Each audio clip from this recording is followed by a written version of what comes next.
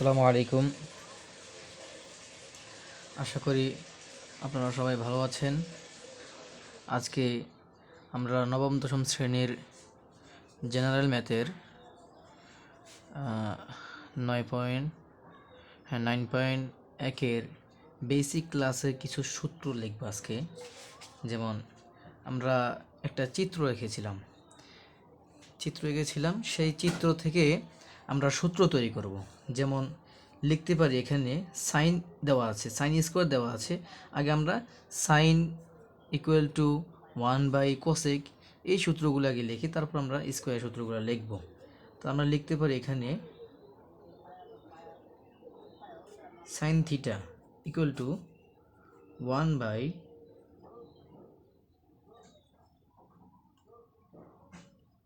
1/কোসেক theta.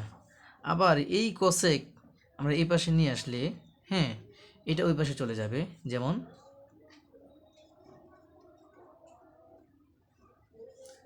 Cosec theta equal to sine theta.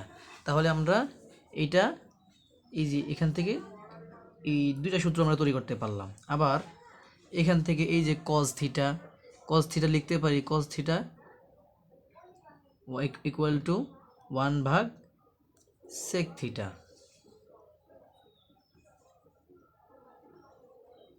Cos theta equal to sec theta. আবার লিখতে পারি এই sec theta যদি আমরা এই পাশে নিয়ে আসি, এটা ওই পাশে চলে যাবে। তাহলে আমরা এইভাবে লিখতে পারি sec theta equal to cos theta. আবার এই যে টেন থিটা ইকুয়াল টু লিখতে পারি 1/কট থিটা লিখতে পারি। Tan theta equal to cot theta. আবার এই কট থিটা যদি আমরা এই পাশে নিয়ে আসি, তাহলে এভাবে হবে cot theta equal to tan theta. এখন আমরা এই যে tan theta equal to sine by cos theta লিখতে পারি। এটা একটা সূত্র, tan theta equal to sine theta by cos theta. আবার এই যে কট থিটা, এই কট থিটা লিখতে পারি কস থিটা ভাগ সাইন থিটা।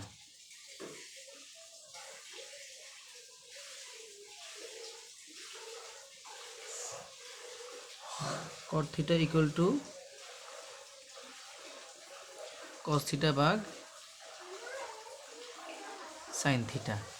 এখন আমরা এই সাধারণ সূত্রটা লিখেছি। এখন আমরা এই স্কোয়ার দেওয়া আছে, এই স্কোয়ারের সূত্রটা লিখবো। এখানে আমরা প্রথমেই লিখতে পারি যেমন ten square theta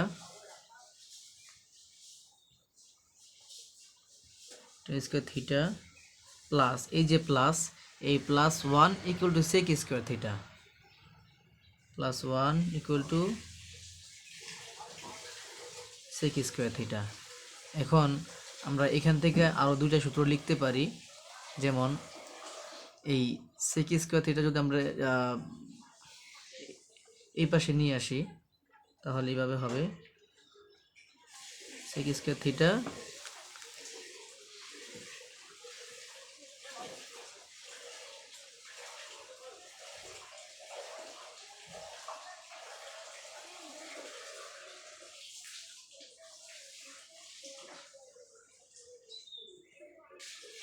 minus tan square theta. আবার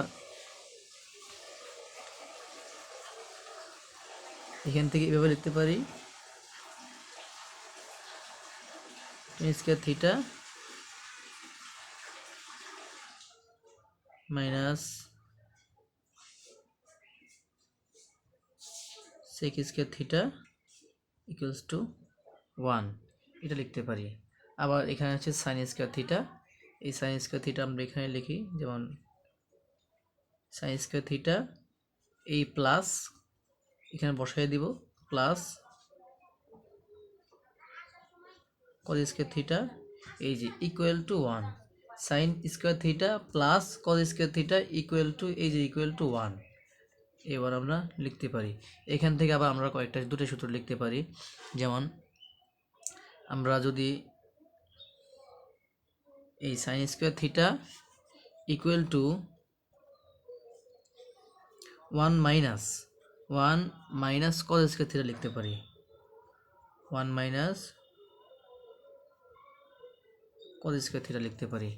আবার আমরা লিখতে পারি এই যে cause square theta equal to 1 minus sine square theta লিখতে পারি, cause square theta equal to 1 minus sine square theta. বাকি আছে এই যে cosec theta, cosec square theta. এখন আমরা লিখতে পারি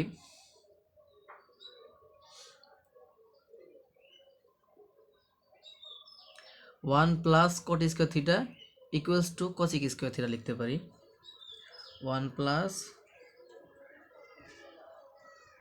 cot square theta equal two cosec square theta. আবার এখান থেকে এভাবে লিখতে পারি, যেমন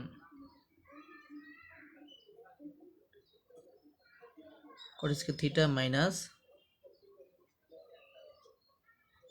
cosec square theta equals to 1।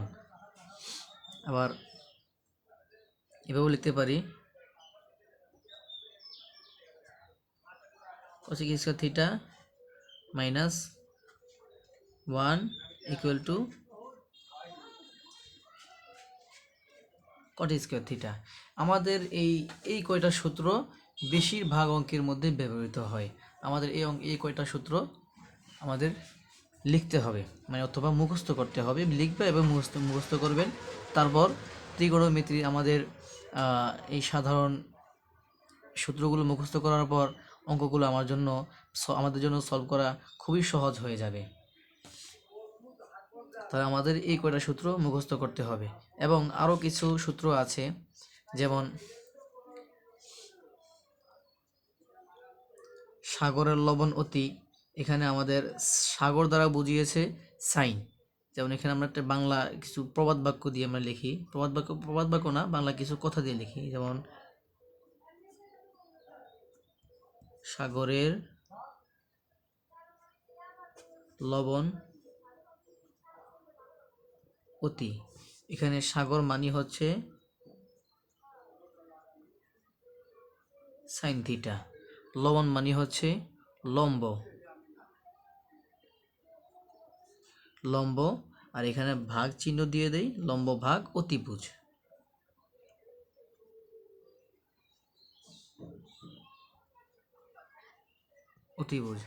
তারপর হচ্ছে কবরের ভূত অতি লিখতে পারি, যেমন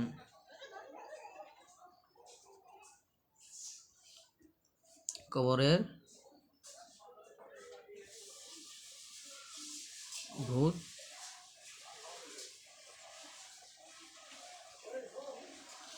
অতি, কবর মানি হচ্ছে আমরা কজ ধরে নিব, কজ থিটা ইকুয়ালস টু, আমরা এখানে ইকুয়াল দিতে পারি, ইকুয়ালস টু ভূত মানি ভূমি ভাগ অতি মানে অতিভুজ।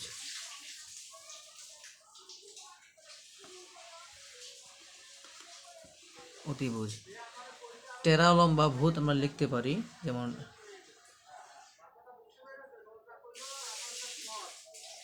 একটা বাংলা কথা লিখলাম, টেরা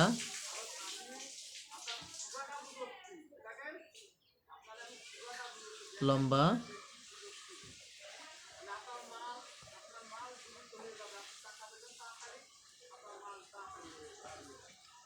ভূত। এখন টেরা মানে হচ্ছে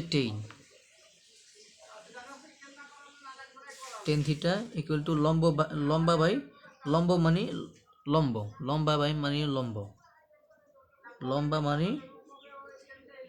লম্ব ভাগ ভূমি, ভূত মানে ভূমি।